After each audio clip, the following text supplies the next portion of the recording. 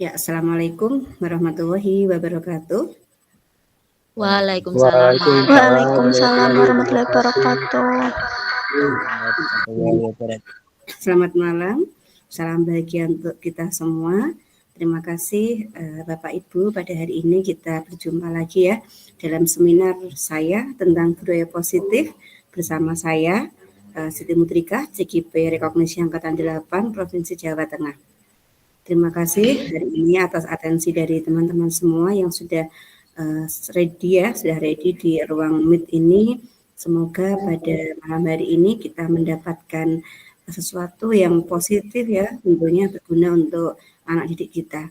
Sebelum kita mulai seminar kita hari ini, mari kita berdoa menurut agama dan kepercayaan kita masing-masing. Berdoa, dipersilahkan. Terima kasih. Berdoa selesai.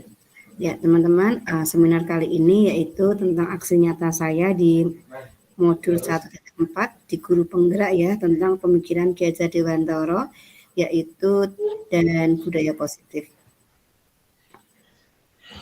Pemikiran Dewantara ya, bahwa guru itu layaknya petani yang menyemai benih. Mungkin di sini ada salah satu dari teman-teman yang bisa mengartikan ya kenapa Ki Hajar Dewantara ini berpikir guru ini layaknya petani yang menyemaikan benih. Ya, teman-teman bisa raise hand atau bisa tulis di kolom chat. Silahkan. Bagi yang mau menjawab,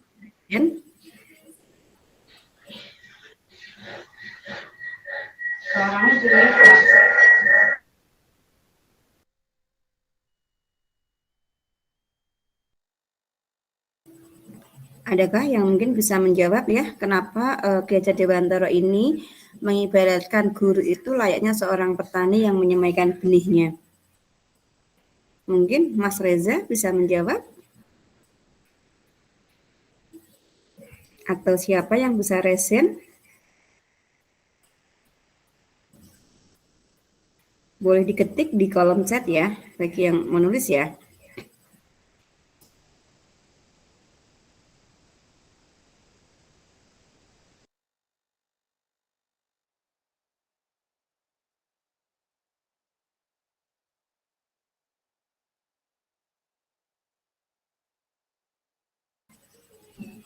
Belum ada yang tahu. Oke, Mbak Diah ya, silahkan bisa Izin saya, berkomentar Bu. ya memberikan pendapatnya kenapa guru. Perkenalkan, nama saya Diah. Saya izin menjawab. Jadi guru layaknya petani yang menyemai benih itu seperti kalau petani menyemai benih itu kan benih dari kecil. Nah, nanti kalau semisal lama-kelamaan benih tersebut jadi padi yang bisa dipanen. Jadi guru itu juga mempelajari anak-anak untuk agar pintar. Kemudian guru itu juga bisa seperti mengajari anak-anak, kemudian guru itu juga bisa mengambil hikmahnya dari mengajari tersebut. Gitu, Bu. Baik, luar biasa sekali ya jawaban Mbak Diah ya tentang guru ini layaknya seorang petani. Mungkin ada jawaban yang lain selain Mbak Diah yang mengutarakan pendapatnya tentang guru ini layaknya petani yang menyemaikan benih? Bisa resen?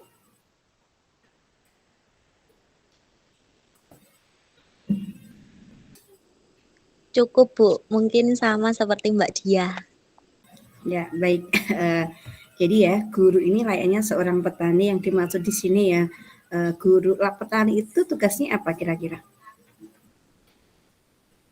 Petani tugasnya apa, teman-teman? Petani itu pekerjaan sehari-harinya apa? Menyemai benih. Selain itu apa? Membajak sawah. Membajak sawahnya, memupuk, apalagi? Apalagi kira-kira? Menyemai benih ya. Terus kemudian memupuknya, mengolah tanah sama. guru ini diibaratkan, menurut Ki Hajar Dewantara ya, guru ini ibaratkan seorang petani. Ya, sedangkan muridnya adalah benihnya. Ya, bagaimana benih itu akan tumbuh ya, itu tergantung petani bagaimana mengolahnya, bagaimana memupuknya, bagaimana mengolahnya, mengelolanya, sehingga benih-benih itu akan tumbuh subur ya, tumbuh subur sesuai dengan padinya. Kalau misalnya itu tumbuh padi, maka akan tumbuh padi dengan suburnya. Kalau itu jagung, juga akan tumbuh jagung dengan suburnya. Maka benih-benih tadi akan tumbuh subur, itu ibaratkan jika pada seorang petani yang tepat. Begitu pula dengan murid ya.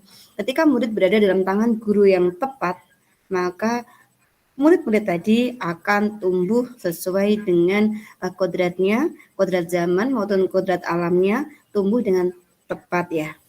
Sekarang kita lanjutkan. Ki Hajar Dewantara itu juga mengibaratkan pendidikan itu menuntun ya. Mungkin ada yang bisa memberikan pendapatnya kenapa Ki Hajar Dewantara ini mengibaratkan pendidikan itu ibarat pendidikan yang menuntun. Kenapa teman-teman? Ya. Teman-teman boleh ditulis di kolom chat atau raise hand ya bagi yang ingin mengutarakan pendapatnya.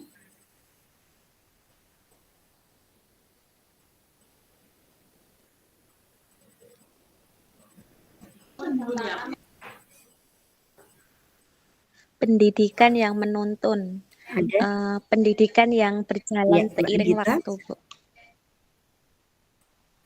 Pendidikan yang berjalan dengan seiring waktu. Baik, super sekali jawabannya. Ada yang lain? Mungkin bisa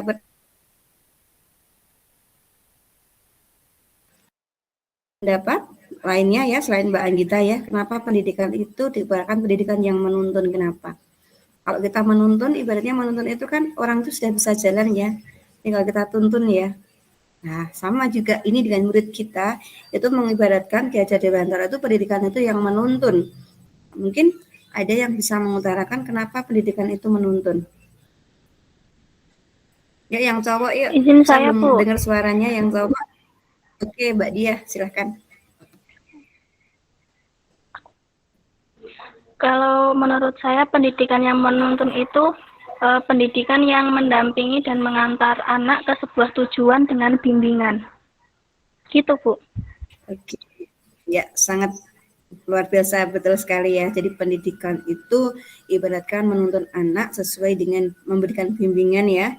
Dengan bimbingan tentunya ketika kita membimbing pasti punya tujuan. Ada yang lain mungkin berpendapat? Mas-masnya ini? Ada yang ingin berpendapat tentang pendidikan yang menuntun itu yang bagaimana?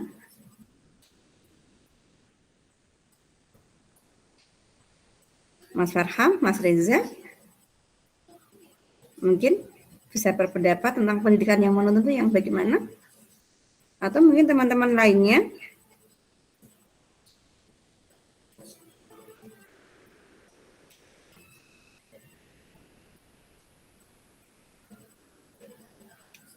Nggak ada?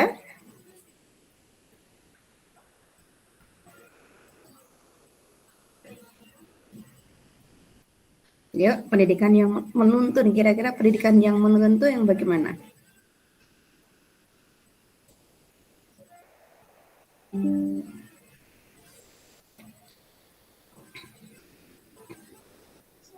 Ada yang bisa mengutarakan selain Mbak Oke sama ya.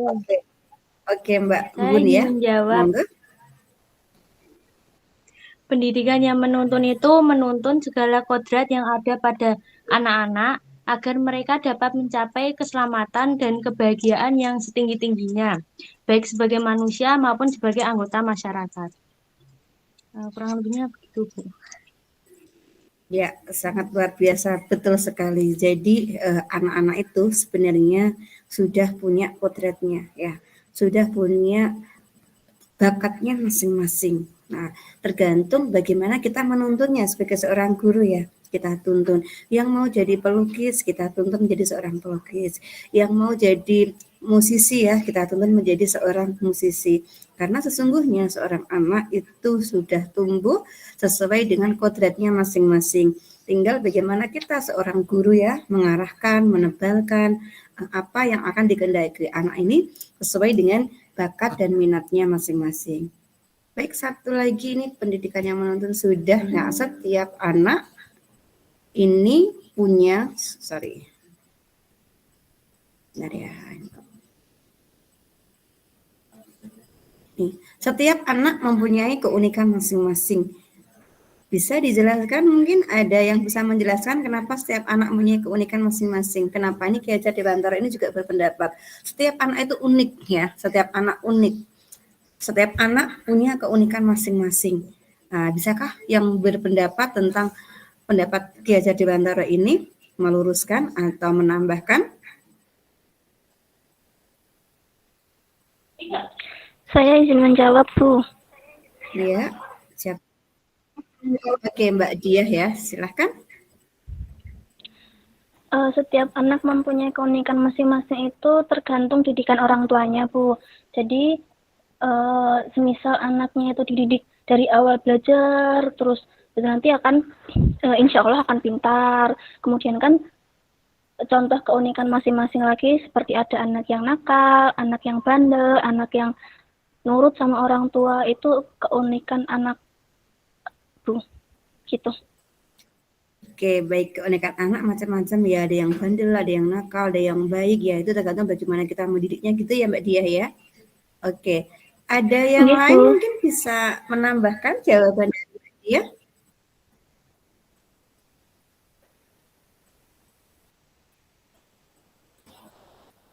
Mungkin ada yang ingin menambahkan jawaban dari Mbak Diah tentang setiap anak itu mempunyai keunikan masing-masing. Kenapa?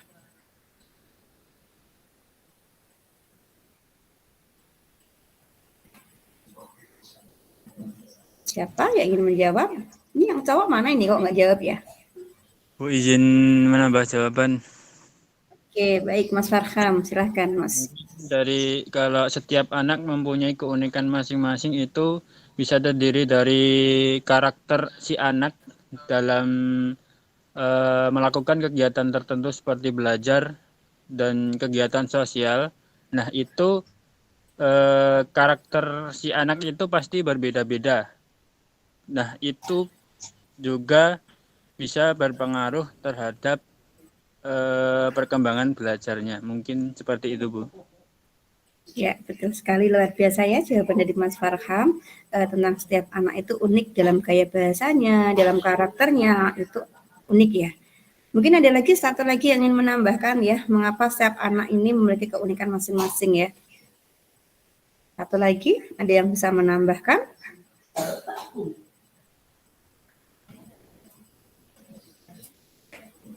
Kenapa setiap anak ini mempunyai keunikan masing-masing? Satu lagi? Cukup, Bu. Oh, cukup, baik. Jadi teman-teman ya, setiap anak seperti yang ada di dalam layar ya, itu ada yang main musik, ada yang main teropong, ada yang main hula hoop, ya sama. Setiap anak itu unik. Kenapa setiap anak unik ya? Tadi kadang ada anak guru-guru yang berpikir anak ini bodoh, anak ini pandai. Padahal sejatinya tidak ada anak yang bodoh ya. Sejatinya tidak ada anak yang bodoh. Kenapa tidak ada anak yang bodoh ya? Hanya ada anak yang berpikirnya cepat sama anak yang berpikirnya lambat. Jadi anak-anak itu unik ya. Kadang-kala juga ketika kita mengajar anak ya, gaya bahasa anak itu, gaya belajar anak berbeda-beda. Ada yang jika bersama gurunya mungkin harus dituntun, kadang kalau dengan suara musik dia kan nggak akan dengar, nggak bisa belajar. Kadang juga kalau belajar harus dengan tiduran, harus nonton TV, ya itu termasuk salah satu anak itu mempunyai keunikan masing-masing. Baik, lagi ya kita lanjut ke slide berikutnya. Ya, Ki Hajar Dewantara itu juga memberikan sebuah pendapat ya. Tidak boleh ada reward and punishment dalam sebuah pendidikan. Ya, mungkin ini tidak ada dalam teori ya. Kenapa sih? Mungkin tidak ada reward, tidak ada hadiah, tidak ada hukuman. Kenapa? Ki Hajar Dewantara sampai berpikir seperti itu. Mungkin ada yang bisa menjelaskan teman-teman, kenapa kok kita dalam mengajar anak ya tidak boleh memberikan reward ya, nggak boleh memberikan hadiah. Atau kita dalam mendidik anak juga nggak boleh memberikan punishment, hukuman. Kenapa? Kira-kira. Ini hanya pendapat aja ya, kenapa? Oke, Mas Reza, silahkan. Kalau menurut saya, kenapa tidak boleh ada reward dan punishment? Karena kalau misalnya ada reward tuh takutnya anaknya jadi melakukan suatu hal tuh ngedemand reward. Kalau ada punishment tuh takutnya dia melakukan sesuatu tuh karena takut, bukan karena kesadaran dia sendiri. Jadi itu pentingnya biar si anak tuh punya pendirian sendiri, bukan karena dia takut apa pengen sesuatu gitu, Bu, menurut saya. Iya, Terima benar kasih. sekali Mas Reza, betul sekali ya. Kenapa tidak boleh ada reward and punishment? Mas Reza tadi menjawab biar anak nggak tergantung. Saya pengen melakukan sesuatu karena pengen dapat hadiah. Saya pengen melakukan sesuatu karena tidak ingin dapat hukuman. Ya, itu pendapat dari Mas Reza tadi ya. Mungkin ada yang menambahkan pendapat dari Mas Reza? Ada yang bisa menambahkan? Kenapa tidak boleh ada reward and punishment dalam pengajaran kita? Kenapa? Mungkin cukup? Cukup ya. Jadi benar sekali kata Mas Reza ya. Kenapa kita tidak boleh ada reward and punishment dalam mengajar kita? Benar kata Mas Reza tadi ya. Karena anak itu biasanya akan ketergantungan. Aku nanti ingin mendapatkan ini biar dapat ini. Saya ingin melakukan ini karena saya takut dengan hukumannya ini. Ya, seperti itu.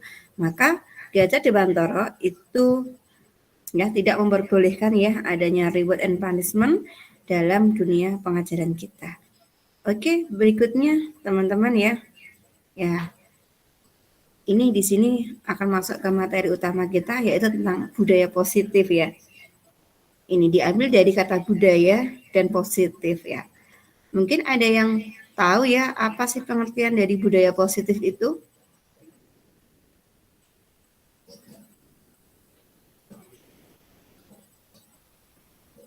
Mungkin ada yang bisa? Apa itu budaya positif?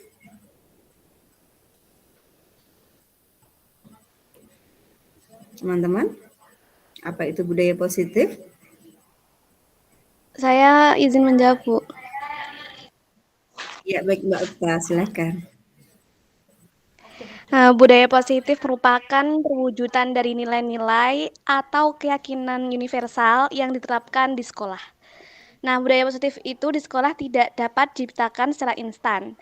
Jadi harus ada tuntunan dan tauladan dari seorang guru. Cukup, Bu. Ya, luar biasa jawaban dari Mbak Okta ya. Benar sekali.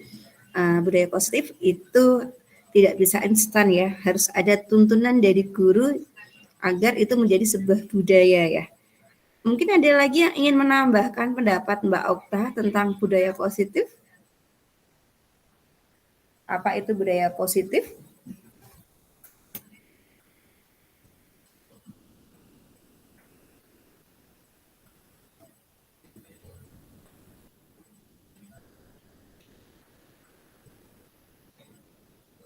Apa itu teman-teman tentang budaya positif selain pendapat dari Mbak Okta tadi?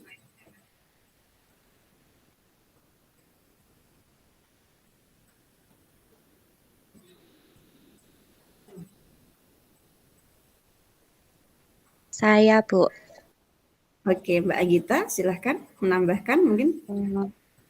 Budaya positif merupakan perwujudan dari nilai-nilai dan keyakinan yang dapat menumbuh kembangkan sikap bergotong royong, mampu melakukan kegiatan secara bersama-sama, sehingga terciptanya kolaborasi yang baik antar sekolah atau warga sekolah. Adanya rasa peduli satu sama lain. Seperti itu, Bu. Ya, luar biasa sekali, betul ya. Jadi budaya positif itu adalah bentuk dari sebuah kolaborasi ya antar warga sekolah. Baik, Bapak dan Ibu, budaya positif merupakan suatu pembiasaan ya. Tentunya karena dari kata budaya itu pembiasaan yang bernilai positif. Ya, bernilai positif untuk menebalkan laku anak yang baik dan menyamarkan laku anak yang kurang baik. Sehingga perilaku anak yang kurang baik nanti akan tersamarkan. Bisakah menyebutkan contoh ya budaya positif pembiasaan-pembiasaan yang sering ada di sekolah? Yang mungkin sudah diterapkan dulu ketika waktu SMP, SMA, SD ya. Ini ada budaya positif yang sudah diterapkan teman-teman. Mungkin ada yang bisa menyebutkan salah satu contoh ya budaya positif?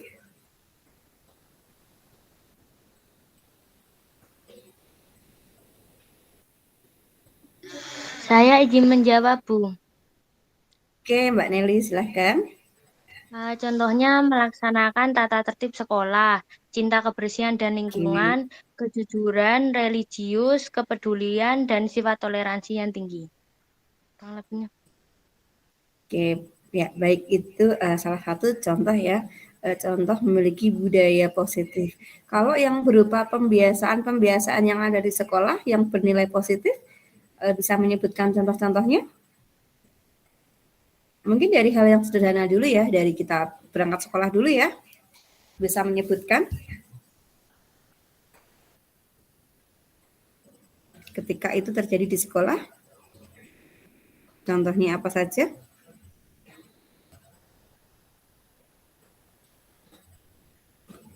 Selain yang disebutkan Mbak Nelly tadi.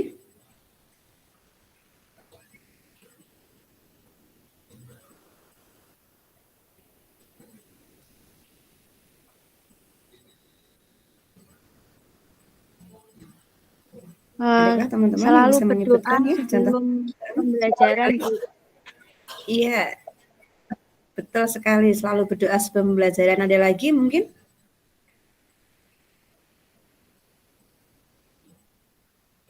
Ketika mau masuk kelas, kita harus baris dulu ya. Itu juga merupakan suatu pembiasaan yang baik ya.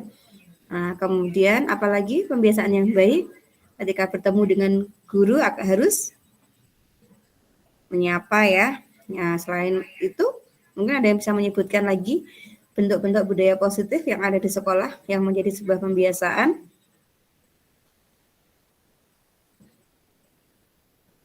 Bersalaman. Membuang sampah pada tempatnya, itu juga suatu pembiasaan yang positif juga. Duha, hafalan surat-surat pendek, bersalaman, betul sekali. Ada yang bisa menambahkan lagi tentang contoh-contoh budaya positif?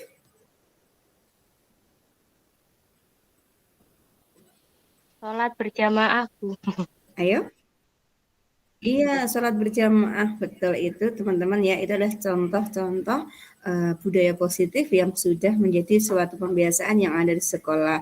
Dan sebuah pembiasaan ini ketika akan dibiasakan, maka akan membudaya, akan dilakukan setiap hari sehingga anak-anak itu nggak usah disuruh pun ya, maka sudah membudaya. Maka ketika contohnya ya, ketika kita buang sampah ya, buang sampah sembarangan ya, ketika kita nggak ada tempat sampah, kita tuh nggak akan tega membuang sembarangan itu. Karena apa? Karena sudah ada budaya positif tadi ya, pembiasaan yang baik. Berikutnya teman-teman ya, perubahan paradigma pemikiran ya, pemikiran lama itu kebutuhan orang itu ya, setiap itu hanya sesuai dengan kebutuhannya sendiri-sendiri ya. Nah, sekarang pemikiran yang baru ini setiap anak mempunyai keunikan yang sendiri ya. Kemudian semua orang ini ya melihat orang itu dalam bentuk yang sama, gambarannya sama, kebutuhannya sama. Namun sekarang dalam pemikiran yang baru ini, paradigma baru ini, semua orang memiliki gambaran yang berbeda. Ya, terus kemudian guru ini mencoba mengubah murid agar berpandangan ya sama dengan gurunya. Ya, kalau dulu pinginnya murid tuh kayak gurunya teman-teman. Nah, namun sekarang ya gurunya yang harus berusaha memahami muridnya. Kemudian, nah ini perilaku siswa ini selalu dilihat dari kesalahannya ya. Biasanya guru itu kalau lihat murid yang salah itu hanya selalu dilihat yang salah saja ya. Namun sekarang ya perilaku murid ini ya dilihat ya dari lakunya setiap hari. Baik, teman-teman, kita juga akan belajar tentang disiplin yang positif ya. Makna disiplin positif ini cenderung diartikan sesuatu yang dilakukan seseorang pada orang lain untuk mendapatkan kepatuhan kecenderungan tersebut harus diubah ya. Sebagai seorang pendidik, kita harus menciptakan anak yang memiliki disiplin diri yang berasal dari dalam diri anak-anak sendiri, sehingga mereka dapat berperilaku dengan mengacu dengan nilai-nilai kebajikan, bukan dengan apa yang kita buat. Nah, mungkin dulu ya ketika kita waktu sekolah, pernahkah teman-teman melanggar peraturan sekolah? Pernahkah melanggarnya waktu SMP atau SMA? Mungkin sudah pernah melanggar peraturan yang ada di sekolah? Pernah, Bu.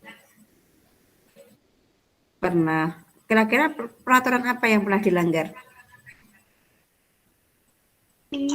Saya, Bu, seperti terlambat datang ke sekolah, kemudian sebenarnya tidak Ya, boleh bawa apalagi? HP tapi saya bawa HP, kemudian tidak memakai Terus? seragam sesuai ketentuan seperti sepatu yang harusnya putih tapi saya merah gitu, Bu.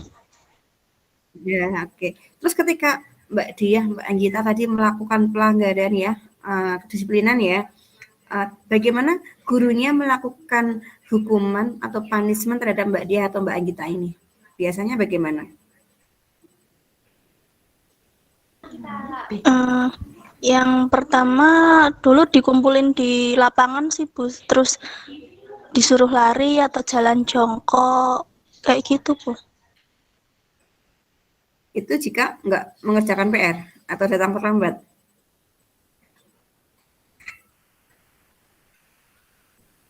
Iya, Bu, seperti bilang menulis saya tidak akan terlambat satu buku full gitu pernah juga, Bu. Ya, oke. Itu dulu guru-guru zaman dulu ya, Mbak Diah ya. Terus kemudian jika memakai, tadi ada yang memakai sepatu ya harusnya pakai sepatunya putih malah pakai merah ya. Hukumannya apa dulu waktu melanggar itu? Disuruh menulis astagfirullahalazim sebanyak 300 kali, Bu. Ya, capek nggak kira-kira? Capek sekali, Bu. Soalnya itu satu hari aja. Satu hari aja hukumannya kayak gitu. Terus ada juga ya yang datang terlambat. Kalau yang nggak pakai seragam sesuai dengan ketentuan, biasanya hukumannya apa? Kalau nggak pakai seragam sekolah ya, misalkan seragamnya nggak sesuai dengan ketentuan hari itu, guru-gurunya menghukumnya bagaimana dulu? Dipanggil ke BK, kemudian dibilangin, Bu, untuk lain kali memakai seragam yang betul gitu.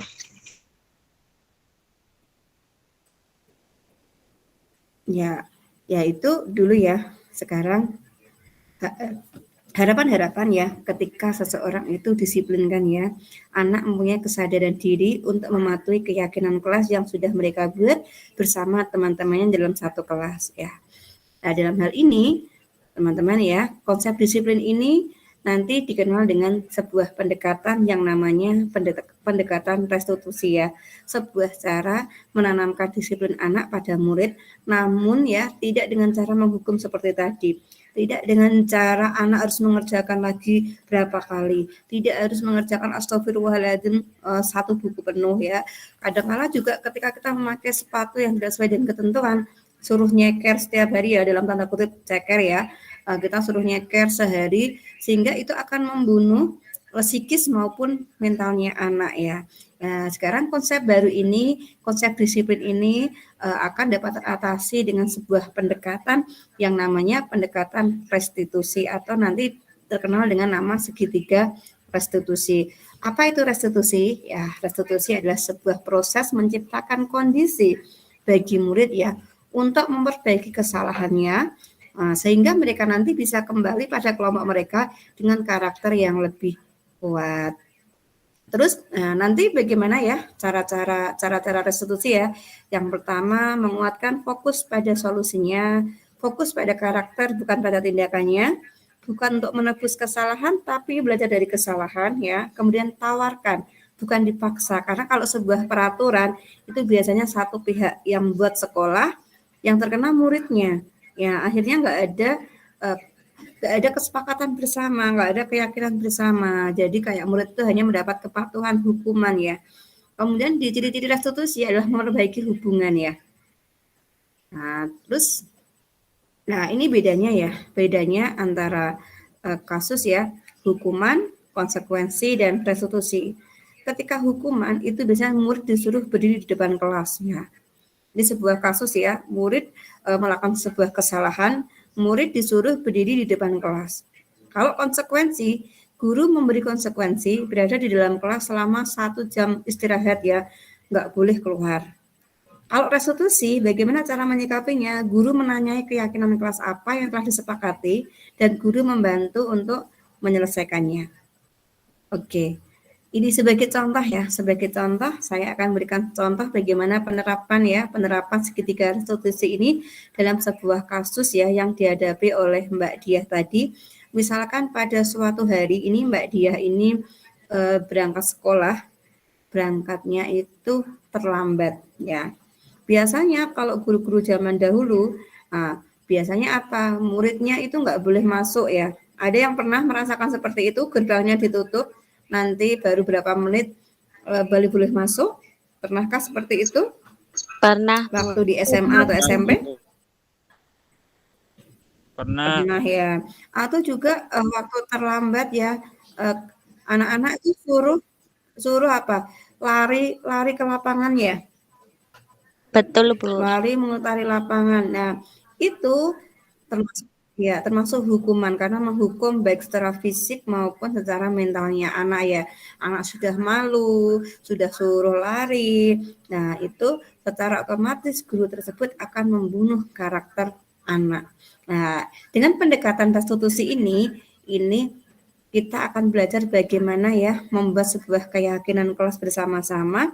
Ini saya contohkan tadi bagaimana sebuah kasus ya datang terlambat, bagaimana penyelesaiannya dengan restitusi. Baik, ketika Mbak Diah datang terlambat, guru tidak langsung menghukum. Nah, bagaimana langkahnya? Yang pertama, guru akan menanyai, Mbak Diah, beberapa hari ini saya lihat kamu datang terlambat. Bisakah memberikan alasannya kenapa kamu datang terlambat? Mbak Diah mungkin bisa menjawabnya. Ya Bu, karena kesiangan bangunnya. Kenapa? Karena kesiangan. Kenapa kesiangan? Karena begadang semalam Bu. Karena begadang semalam. Ya, kira-kira kamu kan harusnya tahu ya peraturan sekolah kita itu masuknya pukul berapa?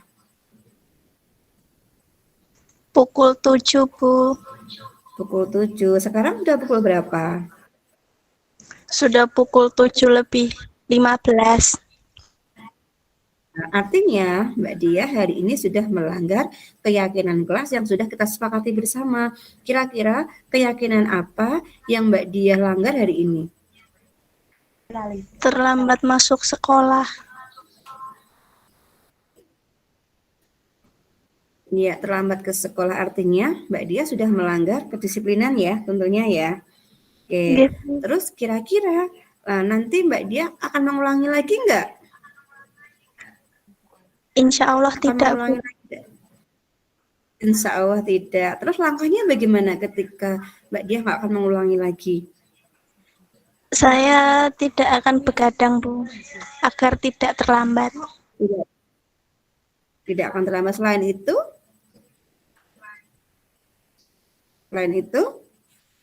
dan tidak akan bergadang, mungkin bisa membuat apa biar Mbak Diah ini nggak datang lagi terlambat.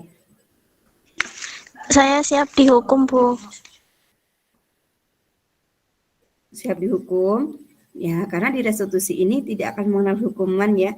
Jadi nanti akan konsekuensi itu, hukuman-hukuman itu akan datang dari dirinya sendiri ya. Seperti tadi keyakinan kelas yang dilanggar apa? Disiplin. Kemudian biar nggak terlambat lagi, Mbak Diah harus apa? Tentunya tadi harus tidak bergadang lagi, kemudian membuat time schedule, kemudian harus menghidupkan alarm biar nanti nggak akan terlambat lagi. Itulah teman-teman ya cara bagaimana ketika kita menyelesaikan kasus ya dengan menggunakan segitiga restitusi. Oke, baik. Mungkin sudah jelas ya terkait dengan restitusi ya. Ya, disinilah ya posisi guru ya. Posisi guru itu ada 5 posisi guru yang harus kita pahami teman-teman ya. Yang pertama, guru ini sebagai penghukum ya. Ya, bisa memberi contoh kira-kira contoh ini guru ini sebagai penghukum. Bisa memberikan contoh posisi kontrolnya guru sebagai penghukum? Mungkin kalau ada yang lagi ada kesalahan bisa menghukum muridnya, begitu Bu. Ya, betul sekali Mbak Anggita. Seperti yang Mbak Dia tadi ya, ketika dia tidak mengerjakan PR, kemudian Mbak Anggita, Mbak Dia suruh menulis 300 kali. Itu artinya guru itu posisi kontrolnya hanya sebagai penghukum. Ya. Kemudian sekarang bisa membuat posisi kontrol yang kedua adalah guru ini pembuat rasa bersalah ya. Ketika guru menanyakan sesuatu, muridnya jadi merasa bersalah. Bisa memberi contoh nggak ketika posisi kontrol guru ini sebagai pembuat rasa bersalah?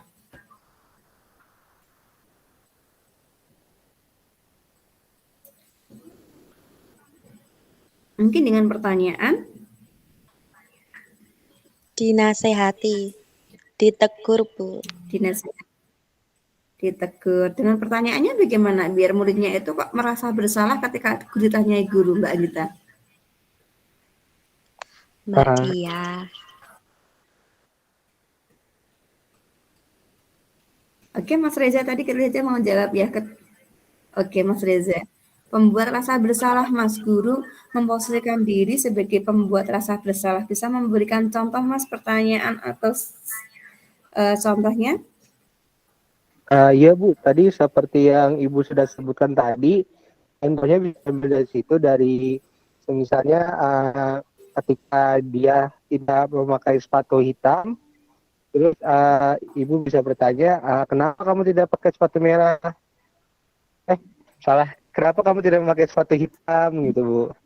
Itu kan bisa membuat kayak Mbak seakan iya ya, kenapa aku pakai sepatu merah gitu ya? Padahal kan di peraturannya ada hitam gitu. Apa mungkin ketika ngerjain PR, kamu kenapa ngerjain PR gitu Bu? Iya, tepat sekali Mas Reza ya. Seperti itu ketika guru bertanya seperti itu tentunya murid langsung merasa bersalah ya. Nah, disitulah kadang kita memposisikan guru ini sebagai pembuat rasa bersalah. Kemudian yang ketiga, inilah guru sebagai teman ya teman-teman ya. Bisakah memberi contohnya peran kita kadang guru ini memposisikan diri kepada muridnya sebagai teman-temannya? Bisa memberikan contohnya dalam suatu kasus tadi?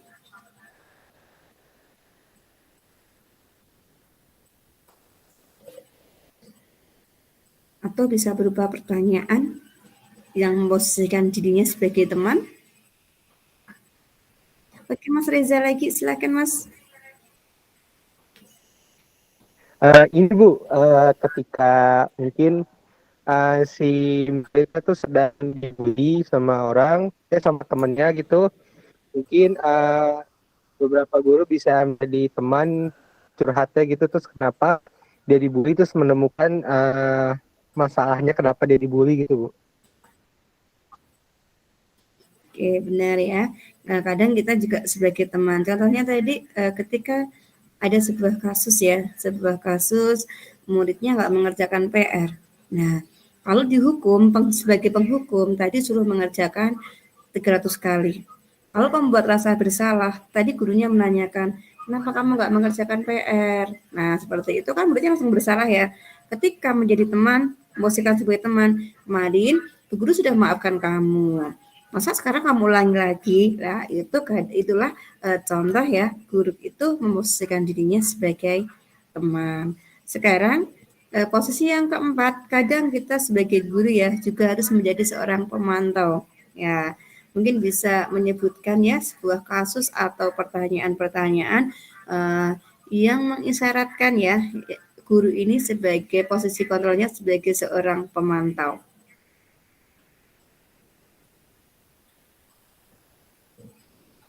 Bisa memberikan contohnya?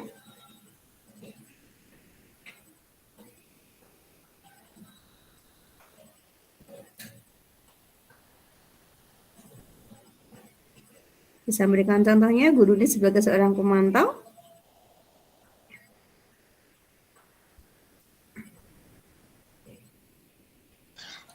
Mungkin memantau setiap perkembangan, kesalahan, terus memperbaiki kesalahan seperti itu, Bu.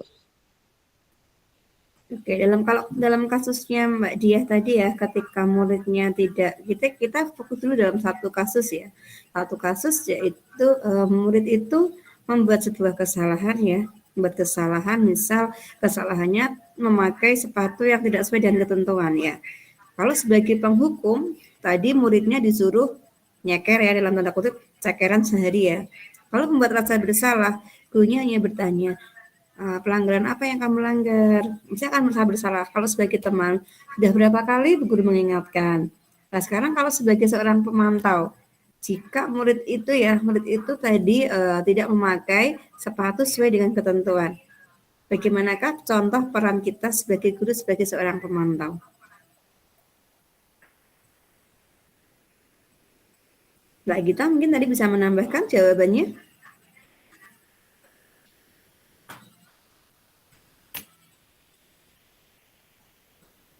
Atau Mas Reza atau Mas Farham, contoh guru ini sebagai seorang pemantau.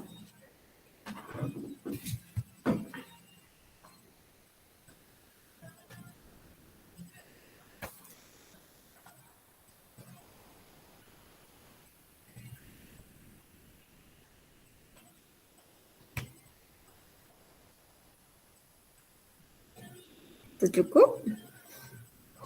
Oke, baik.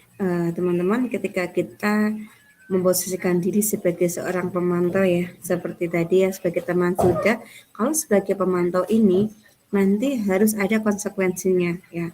Tadi seperti tadi, kira-kira apa sih yang kamu langgar, peraturan apa yang kamu langgar? Nah, kemudian konsekuensinya apa?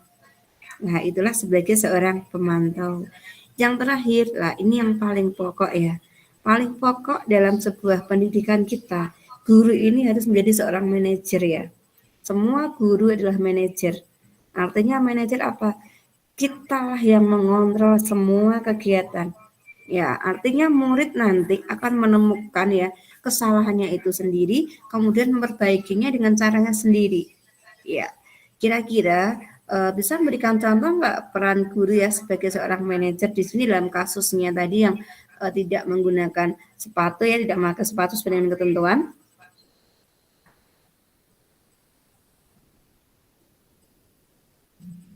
Bisa memberikan contohnya?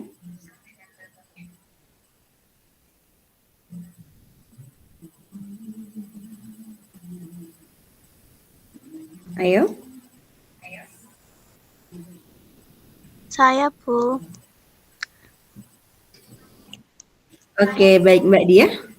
Contohnya seperti melakukan sidak. Contoh semisal 1 bulan sekali melakukan sidak HP. Jadi dicek HP-HP-nya siapa aja yang bawa, seperti itu, Bu. Oke, teman-teman, kalau kita memposisikan diri ya sebagai manajer ya, seorang manajer, ini artinya nanti ketika murid itu membuat sebuah kesalahan ya, nanti muridnya yang akan menyelesaikan sendiri. Ya, contohnya ya, saya temukan sebuah kasus di sekolah itu 2 murid sedang berkelahi. Ya, salah satu muridnya itu nanti kancing bajunya patah ya, atau dalam bahasa Jawa nama ucul ya. Nah, kemudian ketika dipanggil 2 murid tadi dipanggil oleh guru ya, kita akan memakai posisi kontrol ini ya sebagai seorang manajer dengan menerapkan segitiga restitusi tadi. Ya, apa yang akan dilakukan guru? Guru tidak akan langsung menghukum. Guru akan bertanya ya, apa yang kamu lakukan? Saya bertengkar, Bu. Ya, bertengkar. Apa yang kalian pertengkarkan? Tadi seperti ini, ya merebut bola saya seperti ini. Oke, itu kenapa bajunya? Kancingnya lepas, Bu. Siapa yang melepaskan? Nah, tadi ketarik ini, Bu. Nah, seperti itu. Nah, kalau seperti itu, kira-kira kalau kamu lihat baju seperti itu, apa yang kamu lakukan? Ya, saya tempel, Bu, dengan lem. Bisa nggak dengan lem? Kalau dengan lem nanti akan cepat lepas lagi loh ya. Terus kira-kira ya dijahit dong Bu. Nah kalau dijahit, kamu bisa jahit nggak? Nggak bisa. Nah terus kira-kira siapa yang mau ngajari saya jahit? Nah itu ada guru-guru BK, diajari sama guru BK-nya menjahit. Artinya guru ini ya sebagai seorang manajer, murid melakukan kesalahan, kemudian murid itu akan melakukan memperbaiki kesalahannya dengan menerapkan tadi segitiga restitusi tadi ya, yaitu dengan caranya sendiri agar tidak akan mengulangi lagi kesalahan yang sama. Namun murid tadi akan mendapat keterampilan atau pengetahuan baru agar menyelesaikan masalah yang dihadapinya tadi. Oke, baik teman-teman, kita lanjut ya. Sekarang ya contoh penerapan posisi 5 kontrol guru ya. Murid tidak memakai atribut ya. Ini contohnya ini sebagai penghukum, patuhi peraturan sekolah, berdiri di barisan lain ya. Ini biasanya ketika waktu upacara bendera ya. Ketika kita tidak memakai atribut lengkap, guru ini kalau memposisikan dia sebagai penghukum, biasanya murid disuruh maju ke depan baris bersama ya dengan anak-anak yang tidak memakai atribut lengkap. Pernah seperti itu waktu di SMP atau SMA? Pernah, Bu. Pernah ya? Ya, kemudian sebagai pembuat rasa bersalah ya, berapa kali Bu Guru bilang sama kamu, Bu Guru kecewa sama kamu nggak memakai atribut yang lengkap. Nah, itu murid akan merasa sangat bersalah sekali. Nah, kemudian yang ketiga, guru ini akan memposisikan dirinya sebagai teman. Nah, kamu lagi, ayo, lain kali jangan seperti itu, untung dengan ibu. Nah, itu contoh guru ini memposisikan dirinya sebagai teman. Kemudian yang keempat, guru sebagai pemantau ya. Kamu sudah melanggar peraturan ini berapa kali? Kamu tahu nggak konsekuensinya apa? Nah, nanti saya akan kerjakan Bu apa yang sudah kamu lakukan. Ya, seperti itu contoh sebagai seorang pemantau. Yang terakhir adalah seorang manajer ya. Apakah kamu tahu kesalahan kamu? Kira-kira bagaimana kamu perbaiki kesalahannya? Nah, itulah 5 posisi kontrol kita sebagai seorang guru ya. Ada 5 ya, sebagai penghukum, sebagai pembuat rasa bersalah, sebagai teman, sebagai pemantau, dan sebagai seorang manajer. Oke. Baik, kalau dulu waktu kita sekolah ya, kita mengenal sebuah peraturan sekolah. Pernahkah teman-teman dilibatkan dalam membuat peraturan sekolah? Pernah nggak dilibatkan dulu ketika membuat peraturan sekolah di sekolahnya? Sepertinya belum pernah, Bu. Nah, belum pernah ya. Peraturan itu tiba-tiba ada di dinding ya, yang buat Iya, Bu. gurunya ya. Iya, itu yang terkenal dengan peraturan sekolah ya. Sekarang yang kita yakini itu namanya sebuah keyakinan kelas. Keyakinan kelas ini sesuatu yang diyakini bersama yang berasal dari pernyataan, pikiran untuk menjadi sebuah nilai-nilai kebajikan ya yang akan dilakukan di kelas tersebut. Artinya, ketika awal pembelajaran tahun baru, ajaran baru ini, kita akan sama-sama membuat sebuah keyakinan kelas bersama ya.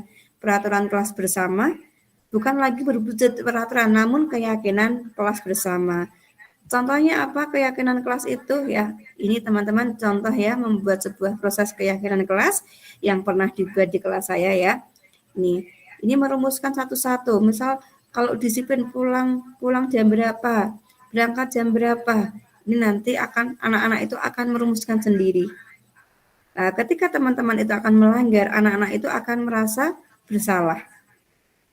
Ya, kemudian setelah merumuskan keyakinan, ini semua anak-anak yang ada di kelas itu akan tanda tangan ya. Tanda tangan artinya menyetujui peraturan ya atau keyakinan kelas yang telah dibuatnya.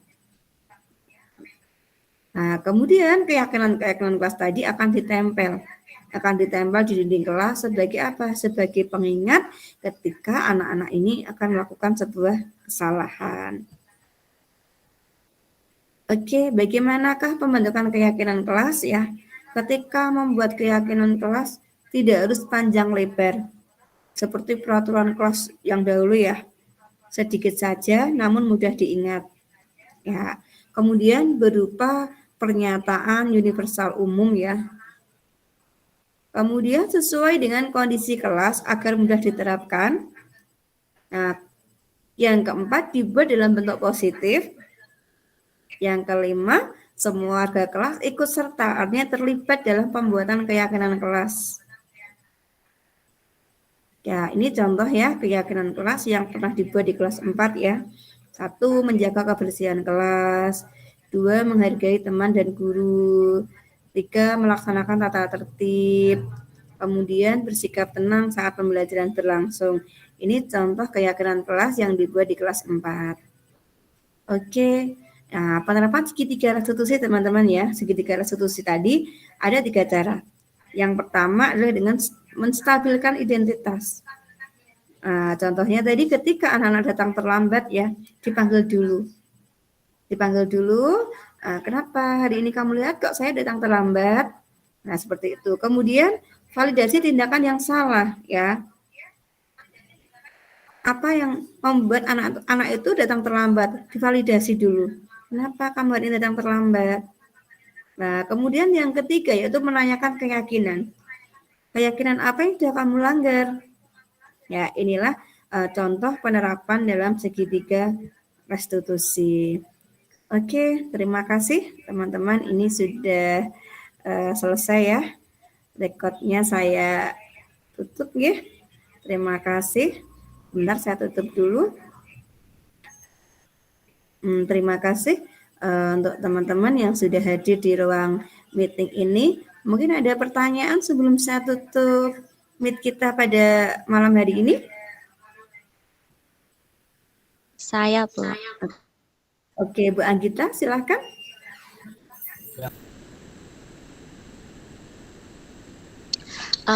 Misal murid itu melakukan kesalahan secara terus-menerus, tapi ditegur, melakukan kesalahan lagi. Bagaimana solusi yang tepat dalam tindakan itu, Bu? Terima kasih.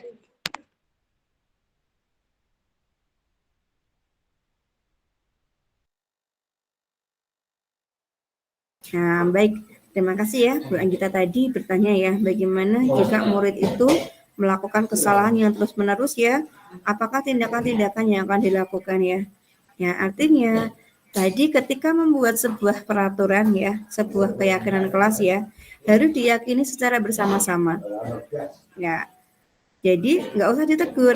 Seperti tadi, cara merumuskannya dengan menggunakan segitiga restitusi. Ya, itu. Ada lagi yang ditanyakan? Sudah, Bu. Terima kasih. Baik, terima kasih teman-teman. Selamat malam ya. Kita tutup pertemuan dengan siang malam ini ya dengan ucapan alhamdulillah bersama-sama. Alhamdulillahirobbilalamin. Terima kasih. Alhamdulillahirobbilalamin. Baik, saya tutup rekod kita ya. Ya, Bu.